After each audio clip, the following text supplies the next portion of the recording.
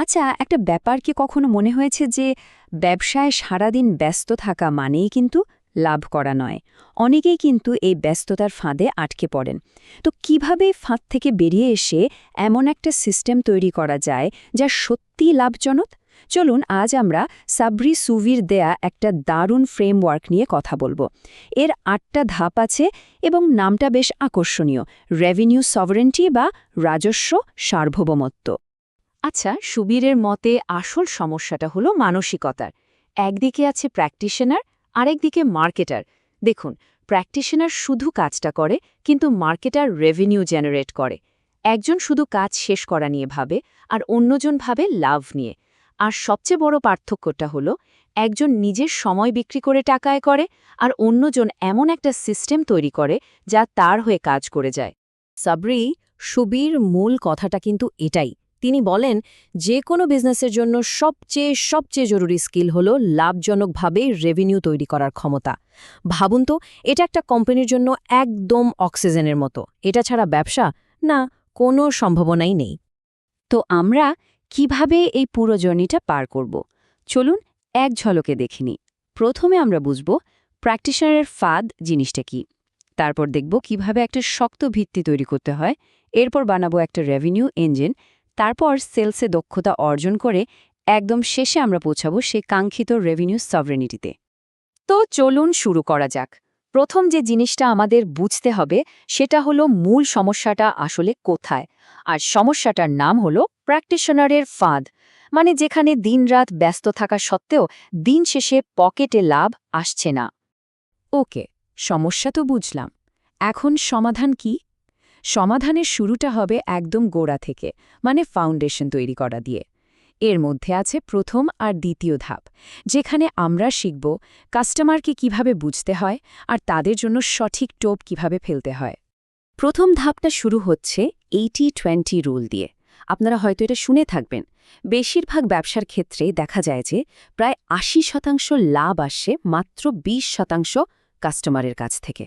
তার মানে আমাদের প্রথম কাজই হলো এই মূল কাস্টমারদের খুঁজে বের করা। এরাই কিন্তু ব্যবসার আসল ইঞ্জিন। কিন্তু এখানেই শেষ না। সুবি এটাকে আরও এক ধাপ এগিয়ে নিয়ে গেছেন। তিনি বলছেন, আরও একটু গভীরে গেলে দেখা যাবে একটা পাওয়ার 4% গ্রুপ আছে। এই 4% কাস্টমাররাই প্রায় ৬৪% রেজাল্ট এনে দেয়।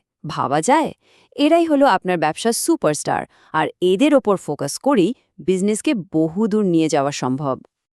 তো সেরা কাস্টমারদের তো চিহ্নিত করা হলো, এখন তাদের আকর্ষণ করবেন কিভাবে? এখানেই আসে দ্বিতীয় ধাপের কনসেপ্ট, HVCO বা হাই ভ্যালু কন্টেন্ট অফার। এর মানে হলো কিছু বিক্রি করার জন্য ঝাঁপিয়ে না পড়ে আগে তাদের কোনো একটা সমস্যার সমাধান করে দেওয়া, একদম বিনামূল্যে। ধরুন, একটা ইবুক বা একটা চেকলিস্ট দিলেন, বিনিময় শুধু তাদের কন্ট্যাক্ট ডিটেলস নিলেন। মনে রাখতে হবে, বিক্রি নয়, শিক্ষাই হলো আপনার সেরা কাস্টমারদের কাছে পৌঁছনোর আসল চাবিকাঠি। ফাউন্ডেশন তো হলো, এবার সময় এসেছে আসল ইঞ্জিনটা বানানোর, মানে যেই সিস্টেমটা আমাদের জন্য টাকা তৈরি করবে। এই অংশে আমরা দেখব কিভাবে লিড ক্যাপচার করতে হয়, এমন একটা অফার বানাতে হয় যা কেউ ফেরাতে পারবে না, আর সবশেষে ট্রাফিক কিভাবে আনতে হয়। এইবার আসছে আমার খুব পছন্দের একটা পার্ট, গডফাদার স্ট্র্যাটেজি। নামটা শুনেই বোঝা যাচ্ছে এর কাজটা কি।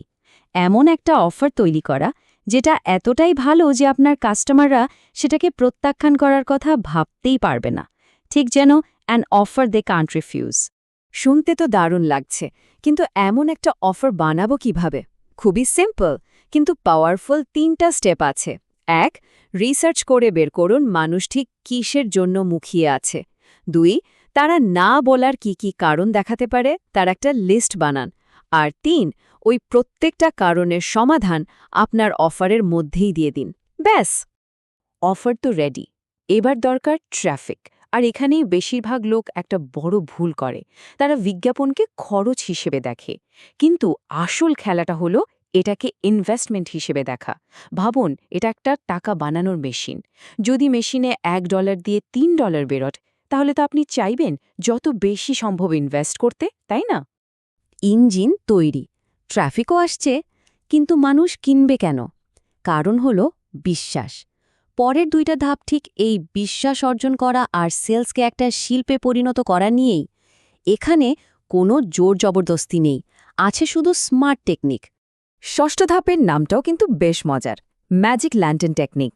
ব্যাপারটা অনেকটা এরকম, আপনি কাউকে পথ দেখানোর জন্য শুধু বলছেন না ওই দিকে যাও, বরং আপনি নিজে লণ্ঠন হাতে নিয়ে তাদের সাথে এগিয়ে যাচ্ছেন।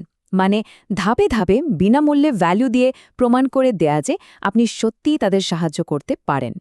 এতেই সব সন্দেহ দূর হয়ে যায় আর তৈরি হয় গভীর বিশ্বাস। আচ্ছা, সেলসের সময় সবচেয়ে বড় ভুলটা কি হয় জানেন? ফিচার নিয়ে বমি করা।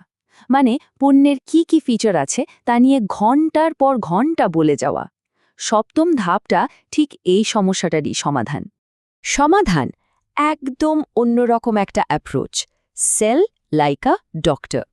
একজন ভালো ডাক্তার কি করেন? তিনি আগে আপনার সমস্যা শোনেন, ডায়াগনোস করেন, তারপর প্রেসক্রিপশন দেন, তাই না? সেলসের ক্ষেত্রেও ঠিক তাই করতে হবে। আগে কাস্টমারের আসল সমস্যাটা বুঝুন, তারপর আপনার প্রোডাক্টকে সেই সমস্যার সমাধান হিসাবে তুলে ধরুন। পুরো ব্যাপারটা হবে একটা হেল্পফুল আলোচনা, কোনো চাপের সেলস পিচ নয়। পুরো সিস্টেমটা তো প্রায় তৈরি, আমরা এখন একদম শেষ ধাপে চলে এসেছি। এটাই হলো সেই পর্যায়ে যেখানে সত্যিকারের রেভিনিউ সভারেন্টি বা রাজস্ব সার্বভৌমত্ব অর্জন করা যায়। এখানে আমরা সিস্টেমটাকে অটোমেট করব আর শিখব কিভাবে শুধুমাত্র জরুরি কাজগুলোতে ফোকাস করতে হয়। এই চারটা দেখুন, এটা কিন্তু বেশ চমকে দেওয়ার মতো। একজন উদ্যোক্তা বা ব্যবসায়ী বেশিরভাগ সময়, মানে প্রায় ৯৬% সময় এমন সব কাজে চলে যায় যা সরাসরি টাকা আনে না। একে বলা হয় কিংস অডিট। অডিট করলেই দেখা যায় যে মাত্র ৪% কাজই ব্যবসার রেভিনিউ বাড়ায়। তাহলে প্রশ্ন হলো, ওই ম্যাজিক্যাল ৪% কাজগুলো কি? যেমন ধরুন, সেলস কপি লেখা, নতুন অফার তৈরি করা, সেলস ফানেল ডিজাইন করা বা স্ট্র্যাটেজিক পার্টনারশিপ তৈরি করা। শেষ ধাপের লক্ষ্য হল এই ৪% কাজকে চিহ্নিত করে শুধু সেগুলোর উপরেই মনোযোগ দেওয়া, আর বাকি ৯৬% কাজ অন্য কাউকে দিয়ে করানো বা আউটসোর্স করা। তো পুরো ফ্রেমওয়ার্কটা এখন আমাদের সামনে, ৮টা ধাপ, যা আপনাকে ব্যস্ততা থেকে বের করে এনে সত্যিকার অর্থে লাভজনক করে তুলতে পারে। কিন্তু সব শেষে প্রশ্নটা কিন্তু একটাই, আপনার ব্যবসার জন্য সেই ৪% কাজগুলো আসলে কি, যা আপনার মানি নিডলকে সত্যি নাড়িয়ে দিতে পারে?